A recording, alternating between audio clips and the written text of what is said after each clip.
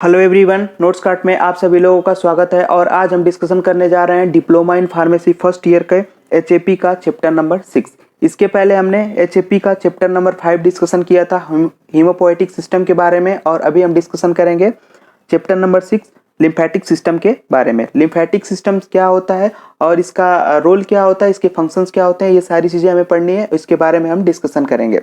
Lymphatic system is a closed system of lymph channel or lymph vessels through which the lymph flow. Lymphatic system एक closed system होता है जिसके through lymph जो होता है वो फ्लो करता है हमारी बॉडी में या सर्कुलेट करता है हमारी बॉडी में। ठीक है, इसको हम क्लोज चैनल क्यों बोलते हैं? क्लोज चैनल इसलिए बोलते हैं क्योंकि जो हमारा टिश्यू स्पेस होता है, टिश्यू स्पेस से लिम्फ चैनल स्टार्ट होती है और डायरेक्ट ब्लड में ड्रेन हो जाती है, डायरेक्ट ब्लड में ड्रेन होता है। इसलिए इसको हम वन वे या क्लोज लूप भी बोलते हैं, क्लोज चैनल्स भी बोलते हैं। It arises from the tissue space and allow the lymph flow towards the blood. ये एराइज होती है, यानी कि ये टिश्यू स्पेस से एराइज होती है और डायरेक्ट ब्लड में जो लिम्फ होता है उसको ड्रेन कर देती है और पूरी बॉडी में इस प्रकार से इसका सर्कुलेशन होता रहता है। ब्लड लिम्फेटिक सिस्टम में लिम्फेटिक ऑर्गन्स भी होते हैं, लिम्फेटिक नोड्स भी होते हैं जो कि हमारी बॉडी में लिम्फ के सर्कुलेशन में हेल्प करते हैं। Lymphatic system works as one-way system because lymphatic vessels are more porous and allow the fluid to move into lymph capillaries and not allow in the opposite direction. जो lymphatic system होता है वो one way work काम करता है, one way work करता है। Means lymphatic जो कैपिलरीज होती है, लिम्फेटिक चैनल या लिम्फेटिक वेसल्स होती है, वो एक यूनिक टाइप की वेसल्स होती है, डिफरेंट होती है हमारी ब्लड वेसल। आर्टरी और वेन और कैपिलरीज जो होती है उससे बहुत ज़्यादा ही डिफरेंट होती है। वो पोरस भी होती है बट वन वे वर्क करती है। मीन्स आप समझिएगा कि लिम्फेटिक जो वेसल्स होती है वो पोरस भी बहुत ज़्यादा होती है लेकिन वन वे वर्क करती है। मीन्स जब टिश्यू फ्लूइड यानी कि टिश्यू स्पेस में लिम्फ का प्रोडक्शन कैसे होता है? सबसे पहले हमारा हार्ट के द्वारा उसमें हार्ट के द्वारा जो ब्लड फ्लो करता है एओर्टा से होते हुए आर्टरी से होता हुआ आर्टरियोल से होता हुआ कैपिलरीज। जब ब्लड कैपिलरीज में एंटर करता है तो वहाँ बहुत ज़्यादा प्रेशर होता है और वहाँ से डिफ्यूजन स्टार्ट होता है और वहाँ पे कुछ जो लिम्फ मटेरियल बोल सकते हैं या कुछ सेल्स होती है या न्यूट्रिटिव सब्सटेंसेस, तो उनका क्या होता है, डिफ्यूजन होता है हमारे टिश्यू स्पेस में। अब टिश्यू स्पेस में जो डिफ्यूजन हुआ है उसी को हम कंसीडर करते हैं लिम्फ के रूप में, और वही लिम्फ जो होता है वहाँ से लिम्फ चैनल स्टार्ट होता है और लिम्फ वेसल्स जो होती है पोरस होती है। पोरस होने के कारण जो भी हमारा इंटरस्टिशियल फ्लूइड वहाँ पे बना है वो डायरेक्ट इंटर करता है लिम्फ वेसल्स में और वो उसे फ्लो करते हुए सर्कुलेट करते हुए हमारे ब्लड में पहुँच जाता है। तो इस प्रकार होता है लिम्फ का फॉर्मेशन। तो लिम्फ वेसल जो होता है वह वन वे बोलते हैं, उसको वन वे भी बोल सकते हैं, और ओनली वन डायरेक्शन में ये फ्लो करता है, अपोजिट डायरेक्शन में फ्लो नहीं करता है। क्यों हमने बोला कि आर्टरी और वेन से डिफरेंस होता है? क्योंकि लिम्फ चैनल जो होता है वो बहुत ज़्यादा पोरस होता है, फिर भी पोरस होने के कारण भी उसमें से जो लिम्फ होता है वो वन वे फ्लो करता है, न कि वेन द टिश्यू स्पेस में जब लिम्फ इकट्ठा होता है तो वह लिम्फ कैपिलरीज में इंटर करता है लेकिन उससे बाहर नहीं आता है, इसलिए उसको हम क्या बोलते हैं, वन वे बोलते हैं। Lymphatic system participate in our immune system and prevent against any infection or disease because it contain the lymphocyte cells and other antibodies. Lymphatic system जो होता है हमारे इम्यून सिस्टम में भी पार्टिसिपेट करता है। क्यों? क्योंकि लिम्फ में बहुत सारे ब्लड सेल्स भी होती हैं, जैसे मैक्रोफेजेज, नेचुरल किलर सेल्स या लिम्फेटिक सेल्स, जो कि उसको प्रिवेंट करती है, इम्यूनिटी के लिए काम करती है। Then lymph is a clear to white fluid form from the interstitial fluid and flow in the lymphatic system. Lymph जो होता है उसे इंटरस्टिशियल फ्लूइड भी कंसीडर किया जाता है और उसका जो नेचर होता है वाइट एंड क्लियर होता है। It about 120 ml of lymph flow into the blood पर hours. Out of this about 100 ml per hour blood flow through the thoracic duct and 20 ml per hour flow through the right thoracic duct. Means 120 ml जो lymph होता है वह total circulate करता है हमारी body में, लेकिन उसमें से जो 100 ml पर आवर होता है वो थोरेसिक डक्ट के थ्रू और 20 ml पर आवर हमारे राइट लिम्फेटिक डक्ट के थ्रू फ्लो करता है। नेक्स्ट बात करें composition of lymph. It is formed by the 95% of the water and 4% of the solid. जो लिम्फ होता है वो 96% वाटर से बना होता है, 4% ऑफ द सॉलिड से बना होता है। Some blood cell also present in the lymph, solid substance present in the form of organic substances, inorganic substances and cellular compound. Organic substances में protein, lipid, amino acids, carbohydrate, enzymes and clotting factor include होते हैं। और inorganic substances में sodium ion, calcium ion, chloride ion and HCO3 ion include होता है। Cellular compounds में अगर बात करें, माइक्रोफेजेस सेल, मोनोसाइट्स और प्लाज्मा सेल्स होती है जो कि ऑलरेडी लिम्फ में प्रेजेंट होती है और हमारे इम्यूनोलॉजिकल रिस्पॉन्स के लिए रिस्पॉन्सिबल होती हैं। नेक्स्ट अगर हम बात करें formation of lymph, when the blood passes through the blood capillaries, हमने आपको बताया कि जब हार्ट के थ्रू ब्लड एओर्टा से होते हुए आर्टरी, आर्टरी से होते हुए आर्ट्रियोल्स एंड आर्ट्रियोल से होते हुए जब कैपिलरीज में जाता है, देन टिश्यू टू वेनस इन, जब वेनस इन पे पहुंचता है तो वहां से कुछ डिफ्यूजन होता है, कैपिलरीज से डिफ्यूजन होता है और वही डिफ्यूजन जो होता है वो टिश्यू स्पेस में चला जाता है और वहीं से टिश्यू स्पेस में जो फ्लूइड गया है उसी को हम क्या बोलते हैं, लिम्फ बोलते हैं। Then major part of the fluid flow and small amount of fluid passes into the lymph capillaries. Then जो भी डिफ्यूजिंग मटेरियल टिश्यू स्पेस में पड़ा है वो लिम्फ कैपिलरीज से होते हुए हमारे ब्लड में इंटर करता है और ब्लड में इंटर करते हुए हमारी पूरी बॉडी में सर्कुलेट करता है। नेक्स्ट अगर बात करें, factor responsible for the lymph formation, lymph formation होने के लिए क्या क्या फैक्टर होने चाहिए उसको हम देखते हैं। तो इंटरस्टिशियल फ्लूइड प्रेशर, मैंने आपको बताया कि जब आर्ट्रियोल से होता हुआ ब्लड कैपिलरीज में पहुंचता है तो बहुत ज़्यादा प्रेशर होता है, तो वहाँ पे इंटरस्टिशियल फ्लूइड प्रेशर्स होता है जिसके कारण लिम्फ का फॉर्मेशन होता है। ब्लड कैपिलरीज प्रेशर, ब्लड की जो कैपिलरीज है उसका भी प्रेशर होता है, उसके कारण ये भी एक रीजन है लिम्फ का फॉर्मेशन होने के लिए। Permeability of the lymph capillaries, और जो लिम्फ कैपिलरीज होती है उसकी परमेबिलिटी बहुत ज़्यादा होती है, उसके थ्रू भी वो भी एक रीजन है लिम्फ के फॉर्मेशन के लिए। और फंक्शन एक्टिविटी ऑफ टिश्यू, और फंक्शनल एक्टिविटी जो टिश्यू हमारा है, अब मान लीजिए टिश्यू है, कोई टिश्यू को वर्क करने के लिए न्यूट्रिएंट्स चाहिए, तो न्यूट्रिएंट्स चाहिए तो वो उसको क्या कर देगा, जो कैपिलरीज है उससे सबस्टेंसेस को अपनी तरफ अट्रैक्ट करेगा, उसके थ्रू भी लिम्फ का फॉर्मेशन होता है। नेक्स्ट अगर बात करें functions of lymph contains the lymphocytes and the macrophages and other phagocytosis cell which helps in the removing the bacteria foreign bodies and help in the immunity। Lymph जो होता है, lymph के अंतर्गत macrophages and lymphocyte cells present होती है and other phagocytosis cell, natural killer cells और other phagocytosis cell present होती है जो कि फॉरेन मटेरियल और अदर डिजीज कॉजिंग मटेरियल को क्या करने का, डाइजेस्ट करने का काम करती है। Lymph is the rich source of the protein and minerals, so it help in the redistribution of fluid in the body part. और लिम्फ होता है, बहुत सारे लिम्फ में न्यूट्रिटिव मटेरियल्स होते हैं जो कि हमारी बॉडी में फ्लो करता है और जहाँ जहाँ पे आवश्यकता होती है वहाँ से लिम्फ के द्वारा न्यूट्रिटिव मटेरियल्स को ले लिया जाता है और फंक्शन परफॉर्म किया जाता है बॉडी पार्ट्स के द्वारा। तो इस तरह से यह एक चैनल ऐसा भी होता है जो कि हमारी बॉडी में न्यूट्रिशन सप्लाई को भी फ्लो कराता है। नेक्स्ट पॉइंट हम बात करें, lymph flow is responsible for the maintenance of structural and functional integrity of the tissue. Lymph flow he responsible होता है टिश्यूज के बीच में इंटीग्रिटी या कोऑर्डिनेशन के लिए, ठीक है। Next, obstruction of lymph flow affect various tissues particularly myocardium, nephron and hepatic sales. अगर मान लीजिए लिम्फ फ्लो हो रहा है, अगर उसमें कोई ऑब्स्ट्रक्शन आ जाता है तो वो बहुत सारे टिश्यूज क्या वेरियस टिश्यूज या वेरियस ऑर्गन्स को डिफेक्ट कर सकते हैं, जैसे myocardium, nephrons and hepatic sales. Next अगर हम बात करें स्प्लीन, स्प्लीन एक मेजर स्प्लीन को हम क्या करते हैं, लार्जेस्ट लिम्फेटिक ऑर्गन के रूप में भी कंसिडर करते हैं। तो जब भी आपका कोई क्वेश्चन आता है कि आप डिफाइन करो लिम्फेटिक सिस्टम के बारे में, डिफाइन द लिम्फेटिक सिस्टम, अगर वो 10 मार्क्स में है या 5 मार्क्स में आपको पूछा जाता है तो आप लिम्फेटिक सिस्टम के साथ साथ स्प्लीन का भी डिस्क्रिप्शन देना वहाँ पे जरूरी होगा वहाँ पे, क्योंकि स्प्लीन मेजर लिम्फेटिक ऑर्गन होता है, इसलिए वहाँ पे स्प्लीन के बारे में लिखना जरूरी है। तो चलिए हम बात करते हैं स्प्लीन के बारे में। Introduction, spleen is the highly vascular lymphoid organ present in the body. It is situated in the left hypochondriac region that is upper left part of the abdomen behind the stomach and just below the diaphragm. तो सबसे पहले spleen की अगर बात करें तो highly vascularised lymphatic organ होता है, सबसे हाईली वेस्कुलराइज्ड लिम्फेटिक ऑर्गन होता है या लार्ज लिम्फेटिक ऑर्गन भी इसको कंसिडर करते हैं। और इसकी सिचुएशन होती है लेफ्ट हाइपोकॉन्ड्रियम। आपने 9 रीजन पढ़ा होगा, उसमें होता है लेफ्ट हाइपोकॉन्ड्रियम रीजन और अपर left part of the abdomen. और जो हमारा एब्डोमन होता है उसका अपर लेफ्ट पार्ट होता है, वहाँ पे इसकी लोकेशन होती है। बिहाइंड द स्टमक, आप जनरली इसको बिहाइंड द स्टमक भी कंसिडर करते हैं, and just below the diaphragm, और डायाफ्राम के नीचे।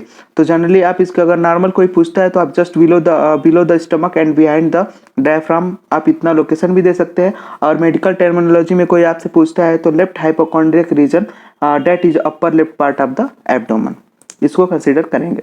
The spleen is the part of our lymphatic system which fight against the infection and keep your body fluid in balance.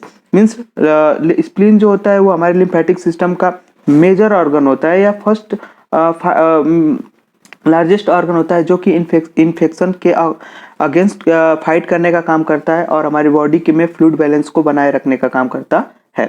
Next, structure of the spleen की बात करें तो it is similar structure to the lymph nodes and covered by an outer serous coat and the inner fibromuscular capsule।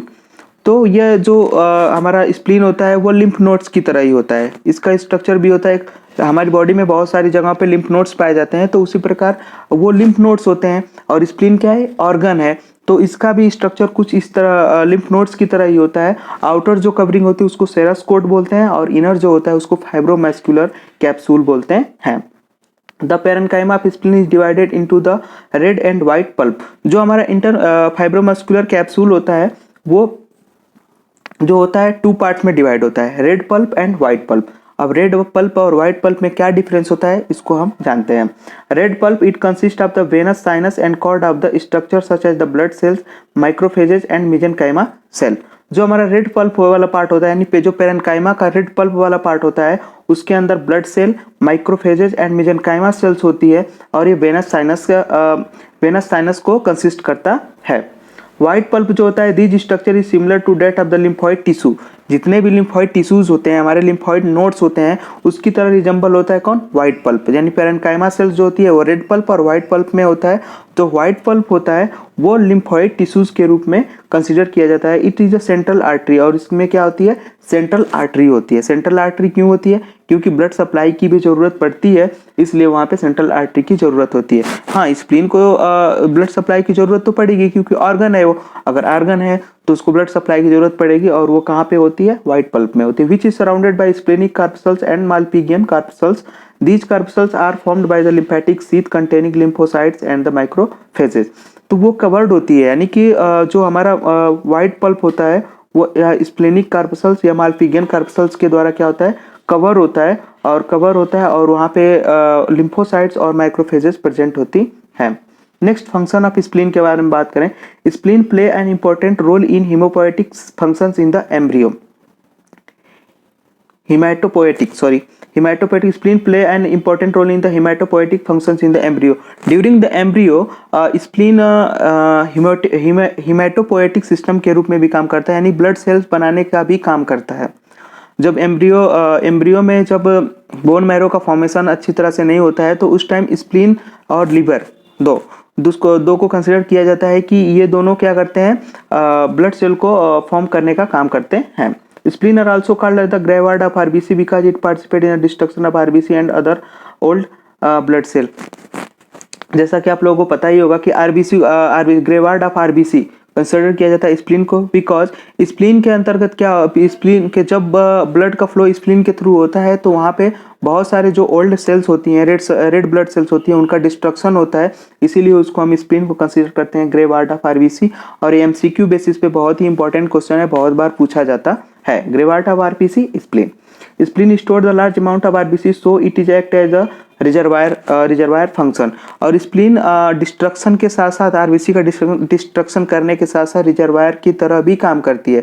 बहुत सारे red blood cell को वो अपने अंदर क्या करती है, रिजर्वायर का काम करती है, स्टोर करने का काम करती है। The RBC are release from the spleen into circulation during the emergency condition like hypoxia and haemorrhage condition. तो जो भी ब्लड सेल्स होती है वो स्प्लीन में इकट्ठा होती है या एकत्र मीन्स गैदर्ड होती है जब कोई इमरजेंसी कंडीशन आती है, या एनी एक्सीडेंटल कंडीशन या एनी हाइपोक्सिया कंडीशन, देन वो आरबीसी क्या होती है, रिलीज होती है, और रिलीज होने के बाद वो हमारे बॉडी में इक्विलिब्रियम स्टेबलाइज करने का काम करती है। It plays important role in the defence mechanism. The macrophages is splenic pulp destroy foreign bodies by phagocytosis. Means ये हमारे डिफेंस मैकेनिज्म में भी हेल्प करता है, क्योंकि स्प्लेनिक जो पल्प होता है, स्प्लेनिक पल्प में जैसे हमने कि आपको बताया स्प्लेनिक पल्प में मैक्रोफेजेज और बहुत सारी सेल्स होती हैं, इसलिए वो हमारे इम्यूनिटी में भी काम करता है। नेक्स्ट बात करें lymph nodes. Lymph nodes are small glandular structure located in course of the lymph vessels. जो हमारी लिम्फ वेसल्स जाती हैं तो कई जगह पे लिम्फ वेसल्स का एक गुच्छा बनता है, गुच्छा मीन्स गैदरिंग होती है, वहाँ पे गैदरिंग होती है और उसी को हम क्या कंसिडर करते हैं, लिम्फ नोड्स कंसिडर करते हैं। The lymph nodes are the also called lymph gland or lymphatic nodes बोलते हैं, और जहाँ पे ये इकट्ठा होता है उसको हम लिम्फ नोड्स या लिम्फ ग्लैंड्स भी बोलते हैं। Lymph node receive the lymph by 1 or 2 lymphatic vessels called the efferent vessels। जो लिम्फ नोड्स होता है या लिम्फ नोड्स या लिम्फ ग्लैंड्स होती है, उसमें 2 या 2 से अधिक जो लिम्फेटिक वेसल्स होती है वो इंटर करती है, उसे हम क्या बोलते हैं, एफरेंट वेसल्स बोलते हैं। वो एफरेंट वेसल जैसे मान लीजिए टू टिश्यू स्पेसेस है, टिश्यू स्पेस ए और टिश्यू स्पेस बी, दोनों से एक लिम्फेटिक वेसल्स निकलेगी और वो दोनों वेसल्स जाके एक जगह पे कन्वर्ज हो जाएगी, एक जगह पे मिल जाएगी, और उसी का जो फॉर्मेशन होगा, उन दोनों का जो फॉर्मेशन होगा उसी को हम कंसिडर करेंगे लिम्फ ग्लैंड या लिम्फ नोड्स के रूप में। Lymph nodes are present along the course of the lymphatic vessel in axilla, elbow, knee and groin region। Mainly lymph nodes कहाँ present होता है, तो axilla, elbow, knee and groin region में। Lymph nodes are also present in the certain point in the abdomen, thorax, neck where many lymph vessels join। Next, structure of the lymph nodes। Lymph nodes are generally bean in shape। Each lymph nodes constitute mass of the lymphatic tissues covered by the dense connective tissues capsule। lymph nodes जो होते हैं generally किसके, bean shaped ही होते हैं। Bean shaped होने के साथ साथ उनके अंदर क्या होता है, लिम्फेटिक टिश्यूज भरा होता है। लिम्फेटिक टिश्यूज यानी कि मेनली क्या, कनेक्टिव टिश्यूज ही होते हैं, जो arranged in the 3 layers namely cortex, paracortex and medulla, और वो 3 लेयर से कवर होती है। वो कैप्सूल बनता है, जो उसका स्ट्रक्चर होता है वो कॉर्टेक्स, पैराकॉर्टेक्स एंड मेडुला। जो आउटर कवरिंग होती है उसको कॉर्टेक्स बोलते हैं, बीच में मिडिल में पैराकॉर्टेक्स, और जो इनर पार्ट होता है उसको क्या बोलते हैं, हम मेडुला बोलते हैं। जब भी आप बुक्स में आप स्ट्रक्चर देखेंगे लिम्फ नोड्स का, तो जो आउटर कवरिंग है उसको कॉर्टेक्स कंसिडर करेंगे, और जो उसके नीचे होता है उसके कॉर्टेक्स, उसके बाद पैराकॉर्टेक्स, और जो इनर पार्ट होता है उसको हम कंसिडर करते हैं मेडुला के रूप में। Cortex of the lymph consist of the lymphoid follicles. तो जो कॉर्टेक्स वाला पार्ट होता है उसे लिम्फॉइड फॉलिकल्स, यानी लिम्फॉइड फॉलिकल से वो क्या होता है, कवर होता है। During any antigens entry follicle start proliferation and distribute to different area where cause the infection. Means जब कोई इन्फेक्शन होता है तो सबसे पहले कॉर्टेक्स रीजन पे ही इन्फेक्शन होता है, क्योंकि वो आउटर्स होती है और वहीं पे इन्फेक्शन का सबसे पहले इफेक्ट रहता है। जैसे ही वहाँ पे कोई भी स्टिमुलस आता है तो वहाँ की जो सेल्स होती हैं वो एक्टिव हो जाती हैं, और एक्टिव होने के बाद वो डिफेंस मैकेनिज्म में हेल्प करती हैं। Next, cortex also contain some B lymphocyte cell and macrophages which also participate against the infections. तो कॉर्टेक्स रीजन में भी बी लिम्फोसाइट सेल्स और मैक्रोफेजेस सेल्स प्रेजेंट होती है, और इन्फेक्शंस के अगेंस्ट वो हेल्प करती है, इन्फेक्शंस को रोकने के लिए। Next, paracortex is in between the cortex and the medulla region। paracortex contain the T lymphocytes। Paracortex एक ऐसा रीजन होता है जो कॉर्टेक्स और मेडुला के बीच में का रीजन होता है, उसको हम क्या कंसीडर करते हैं, पैराकॉर्टेक्स, और वो क्या कंटेन करता है, टी लिम्फोसाइट्स। उसमें टी लिम्फोसाइट सेल प्रेजेंट होती है और वो भी इम्यूनिटी में पार्टिसिपेट करता है। Next, medulla contain the B and T lymphocytes and macrophages cells. Blood vessels of the lymph node passes through the medulla. Medulla region जो होता है वो बी एंड टी लिम्फोसाइट्स को कंटेन, इसके साथ साथ मैक्रोफेजेस को कंसिस्ट करता है, और मोस्ट वैस्कुलर पार्ट होता है, इसलिए वहाँ पे ब्लड की सप्लाई होती है, ब्लड वेसल्स उसको वहाँ पे प्रेजेंट होती है। नेक्स्ट, अगर बात करें functions of lymph nodes. When lymph passes through the lymph nodes, it is filtered that in the water and electrolyte are removed, but the protein and lipid are retained in the lymph। जब lymph passes होता है lymph node के through, जैसे lymph nodes में जब lymph passes होता है तो लिम्फ नोड्स में क्या होती है, ब्लड वेसल्स होती है। अब वहाँ से जो भी हमारा लिम्फ पास होता है तो वो ब्लड में इंटर हो जाता है, ब्लड में डिफ्यूजन हो जाता है, डायरेक्ट ब्लड में ड्रेन हो जाता है। तो वहाँ पे क्या होता है, कुछ वाटर इलेक्ट्रोलाइट्स जो होते हैं वो डायरेक्ट ब्लड में इंटर्स तो होते हैं, लेकिन जो प्रोटीनियस सबस्टांसेस होते हैं वह और लिपिड सबस्टांसेस होते हैं वो लिम्फ में फ्लो करते हैं। Bacteria and other toxic substances are destroy by the macrophages of lymph nodes are called barrier. यानी कि बैक्टीरिया और टॉक्सिक मटेरियल के लिए भी एक तरह से ये बैरियर की तरह काम करता है, क्योंकि मैक्रोफेजेस सेल लिम्फोसाइट सेल्स होती है, इसलिए यह बैरियर की तरह काम करता है। तो इस प्रकार हमने लिम्फेटिक सिस्टम के बारे में डिस्कशन किया। अगर आपको क्वेश्चंस आते हैं, अगर 10 मार्क्स का क्वेश्चन आपको पूछा जाता है कि define the lymphatic system in detail या write an essay about the lymphatic system, then आप लिम्फेटिक सिस्टम को लिखेंगे, उसके साथ साथ स्प्लीन को भी आप डिफाइन करेंगे और लिम्फ नोड्स को भी डिफाइन करेंगे, और उससे रिलेटेड जो भी डायग्राम होंगे बुक में मेंशन है या आप हमारी वेबसाइट की जो भी नोट्स हैं उस पर भी मेंशन किया गया है, आप वहाँ से उस डायग्राम को ड्रॉ कर सकते हैं। जैसे भी आप डायग्रामेटिक रिप्रेजेंटेशन करेंगे तो आपको अच्छे मार्क्स मिल जाएंगे।